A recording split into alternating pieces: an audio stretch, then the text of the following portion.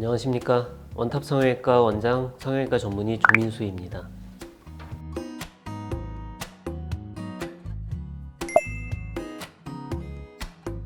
우리나라에서 가장 많이 이루어지는 수술 자체도 눈성형이긴 합니다. 하지만 눈성형 다음으로 이제 꼽으라고 하면은 당연히 코성형이 두 번째 순위고요. 얼굴의 가장 중심을 이루는 게 코이고, 코의 적절한 높이라든지 길이는 사람의 인상에서 가장 중요한 요소 중에 하나이기 때문입니다. 그래서 항상 눈과 코를 같이 하면은 인상 변화가 상당히 크고 만족도가 높은 편입니다. 코성형 후에 본인 얼굴에 문제가 있다고 느낀다고 하면은 가장 살펴봐야 할 부분은 총 3부분인데요. 첫 번째는 눈, 두 번째는 이마, 세 번째는 입과 입술이라고 생각하시면 됩니다. 코가 적절히 오뚝해졌는데 눈이 단추구멍처럼 작다고 하면은 눈 자체를 키워주는 수술을 해서 눈, 코의 조화를 맞춰주는 게 당연히 필요합니다. 눈의 길이감이 너무 짧은 경우에 트임을 통해서 눈의 길이감을 충분히 확보해 주는 것이 조화로운 얼굴을 만드는 길입니다.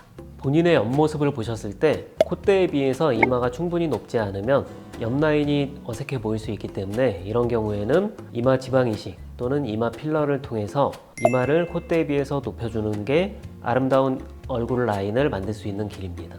입과 입술이 튀어나와 있는 경우에는 윤곽 수술을 통해서 돌출입을 집어넣는 방식의 수술이 필요할 수 있습니다.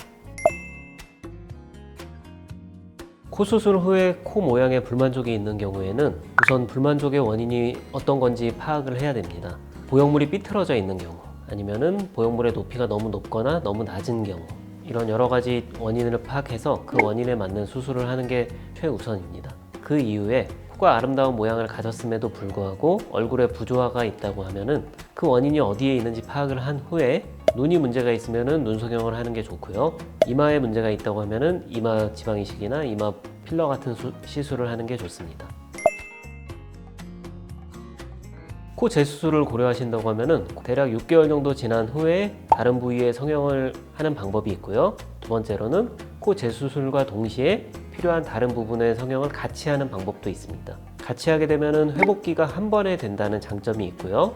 두 번에 나눠서 하게 되면은 완성된 코 모양을 확인하고 거기에 맞춰서 다른 부위에 수술을 들어갈 수 있다는 장점이 있습니다. 한 번에 여러 가지 수술을 같이 하는 것을 사실 더 선호하긴 합니다. 한꺼번에 수술을 하는 게 변화도 확실하고 환자의 만족도도 더 높다고 보통은 느끼는 편입니다. 코 수술과 다른 수술을 같이 하지 않는 게 좋은 경우는, 앞트임을 같이 하는 경우에는 콧대를 많이 높이게 되면은 앞트임이 필요 없을 정도로 눈 사이가 약간 시원하게 트이는 경우도 있습니다. 이런 경우에는 경과를 보고 필요하면 그때 가서 앞트임을 하는 게 나을 수 있습니다. 우선적으로 자가 체크 하시기에 가장 좋은 방법은 머리띠를 하시고 이마가 보일 수 있게 한 상태에서 정확히 90도 옆면 사진을 찍어 보시는 게 가장 좋을 것 같습니다. 이마가 코에 비해서 충분히 높다고 생각하시면 코성형만 생각하셔도 되고, 그렇지 않다고 판단이 되시면 이마 수술을 같이 고려하시는 게 도움이 됩니다.